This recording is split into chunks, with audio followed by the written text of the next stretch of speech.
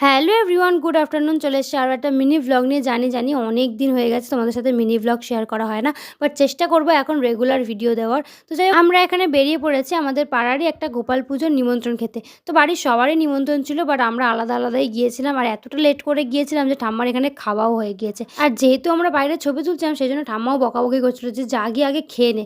তো ভেতরে ঢুকে দেখি প্রচণ্ড লাইন, তাই আমরাও লাইনে দাঁড়িয়ে পড়ি। আর উপরে যেতে না যেতে পুরো জায়গা ফুল হয়ে গিয়েছিল, তাই আমরা বসতে পারিনি, কিন্তু একটু একটু জায়গা ছিল, তাই বোনগুলোকে বসিয়ে দিয়েছিলাম। আর আমাদের পেছনে দেখেছো আরও কত লাইন আছে।